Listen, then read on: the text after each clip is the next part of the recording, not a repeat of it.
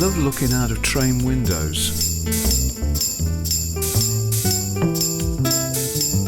It's an important part of the psychological distance.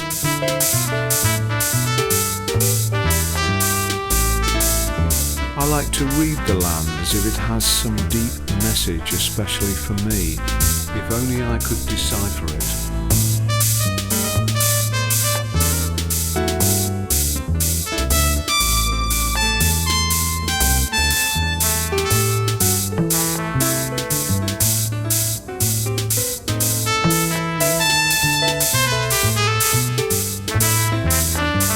I'm accompanied to Scotland by Carol and Steve. Here's Steve and Carol.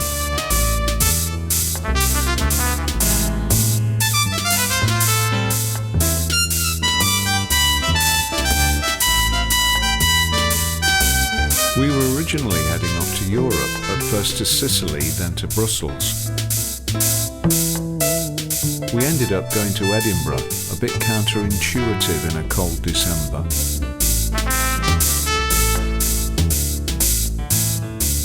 The train journey was okay, but a bit cramped. And unfortunately we had to wait an hour just before Penryn because an engine had failed.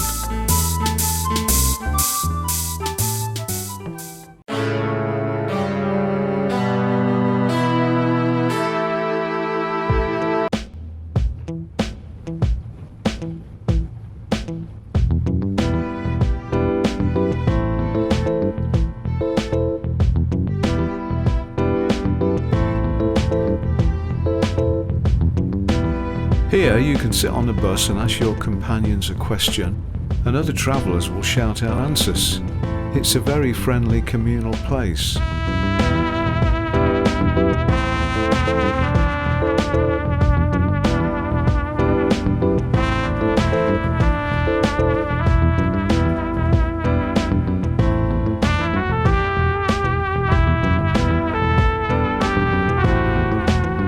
The bus service is amazing.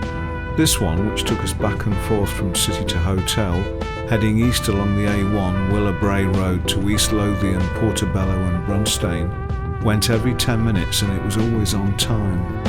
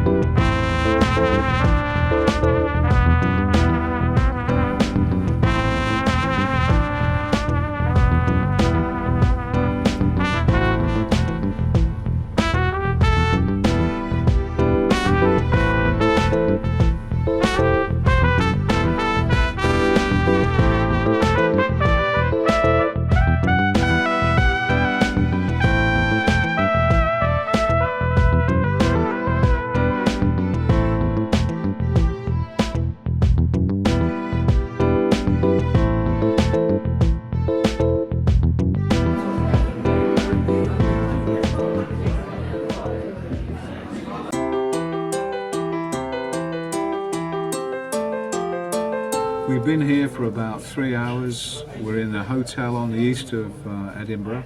We're going to wander around Edinburgh tomorrow and we're going to inform you of the adventures we have. One year we went to the Trafalgar Cauda, which is an Italian restaurant come entertainment club. They got Steve up to play an air guitar.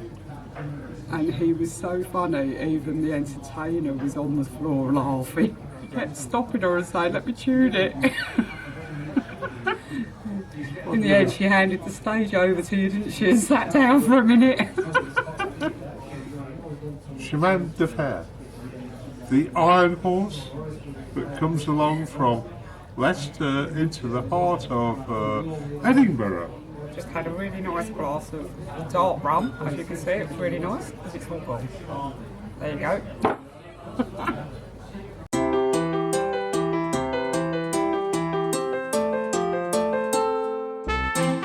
This was a townscape raised in the teeth of cold winds from the east, a city of winding cobbled streets and haughty pillars, a city of dark nights and candlelight and intellect, The city's so beautiful it breaks the heart again and again.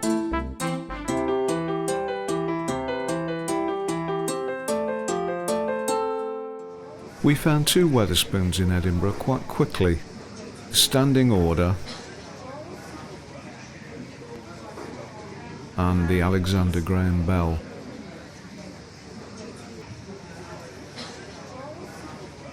Alexander Graham Bell, the inventor of the telephone, was born in Edinburgh. Like his father, Bell was an educator of the deaf. He went first to Canada and then to the United States, where in 1873 he was appointed a professor in the School of Oratory, Boston University.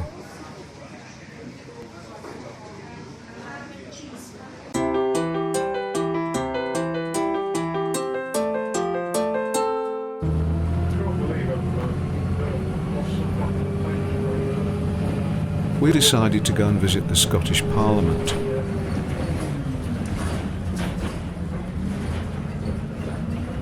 The Scottish Parliament is frequently referred to informally as Holyrood. The first meeting of the new Parliament took place on the 12th of May 1999.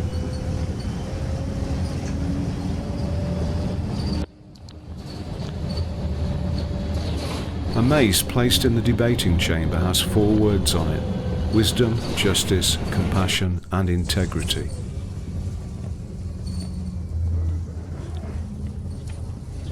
The building is designed by an architect called Enric Miralles, and the overall design is analogous to the shapes of trees and bottoms of boats. A friend of mine, Ralph Clay, helped to build the stairs at a company in Evesham in the early noughties.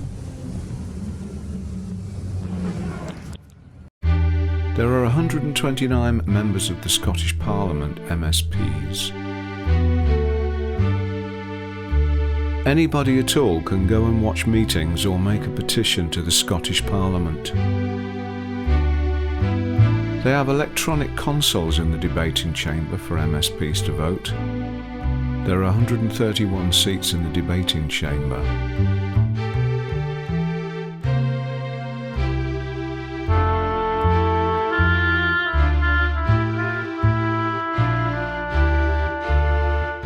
For someone who has spent much time at art school, I'm not a great fan of modern conceptual art.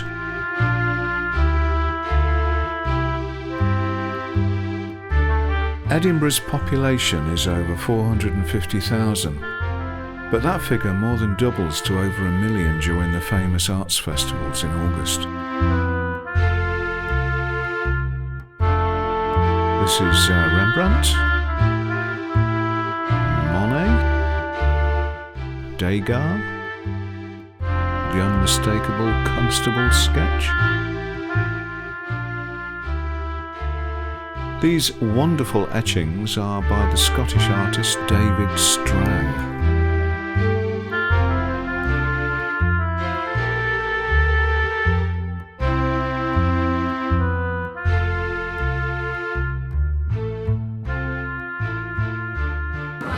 So what's the weather doing in Edinburgh at the moment then? Probably not the same as it's doing in Spain. Well, why don't you have a look out the window to your left and see what it's doing? On the other hand, I'll have a look. I could ask Auntie Carol. Oh, it's not doing too bad. I could ask Auntie Carol what the weather is, and that way, when she tells me, I won't be wrong.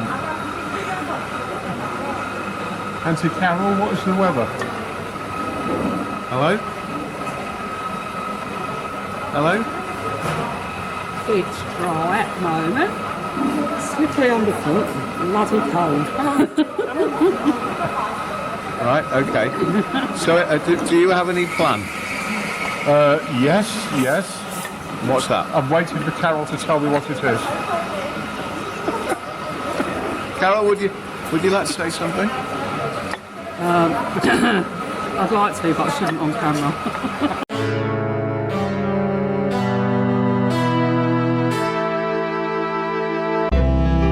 When I was a toddler, Mum and Dad headed back over the Alps in a Volkswagen Beetle.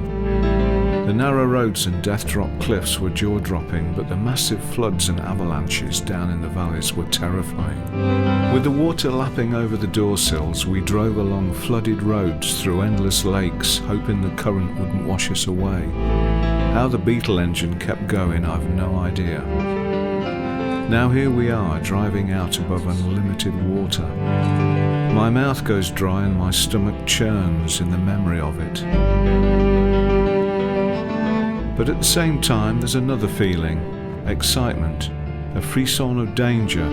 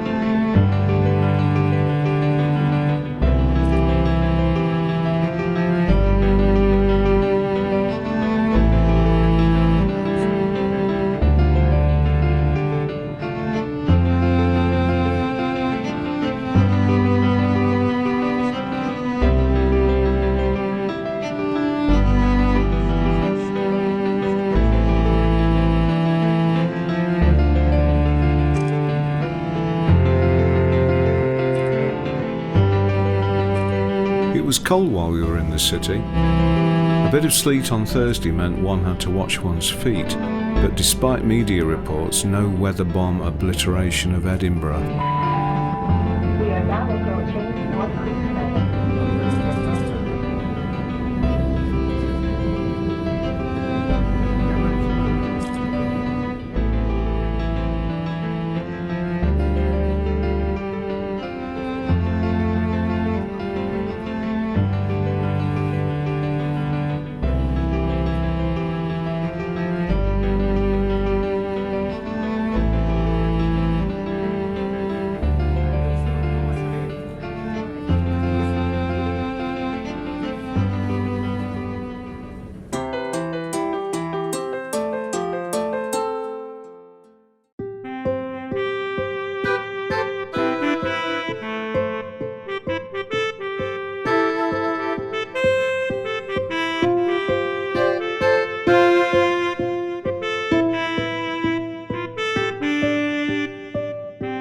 We clambered down the steep hill to a small cafe.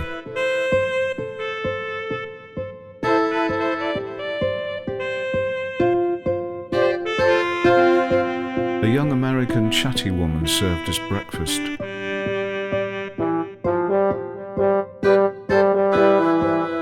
A biting wind at North Queensferry didn't aid the climb up to the railway station. Then we found our train had been frustratingly cancelled, but we got back over the water eventually.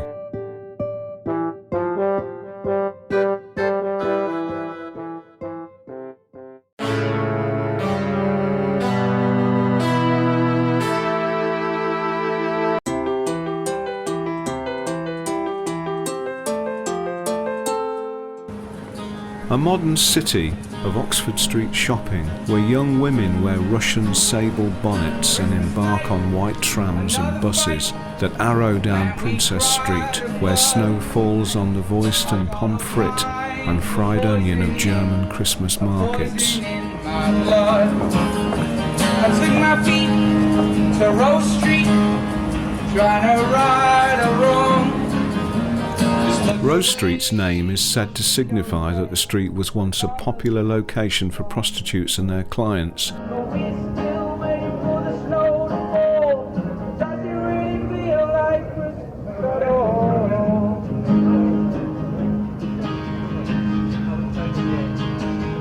So who's doing a great rendition of that Coldplay song? Oh, they flicker and they flow, but I'm up here holding on to all those shines.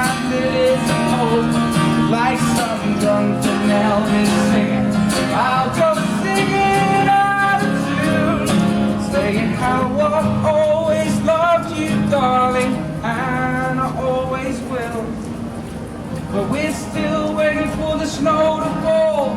Does it really feel like Christmas at all? Despite the rain, Edinburgh, with its Ferris wheel and its German market, always had a sense of childhood and fun in the air. The sleeping city seems like a child's construction. The volcanic plug might be black plasticine, the castle balanced solidly, atop it a skewed rendition of crenellated building bricks.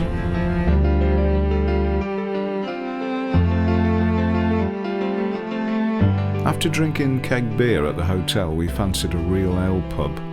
We were sent in the direction of the coast. The Ormelie pub was recommended. It was warm and friendly, and the beer was excellent.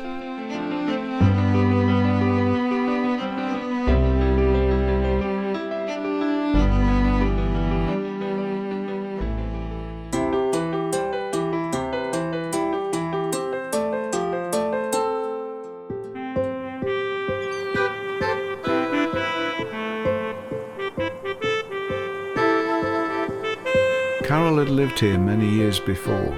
She had worked in a pub, the Halfway House, on the Leith Road. She tried to find the pub, but it had gone, its building having been subsumed into a large hotel. On the last morning we were there, Carol took us on a short nostalgic walk to see the Portobello coastline.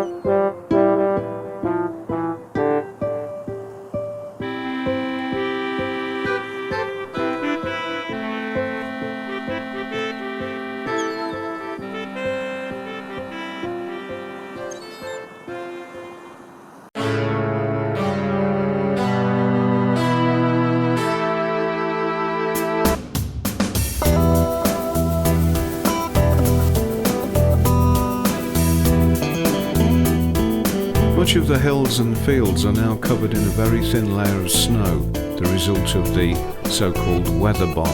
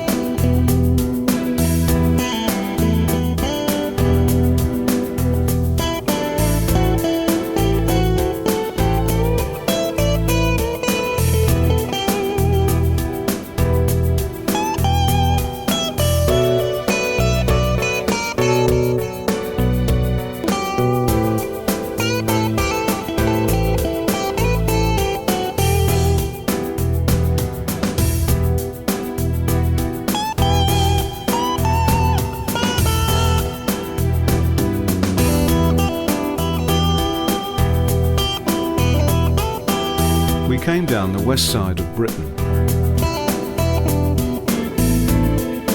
Edinburgh Haymarket, Lockerbie, Carlisle, Penrith North Lakes, Oxenholme Lake District, Lancaster, Preston,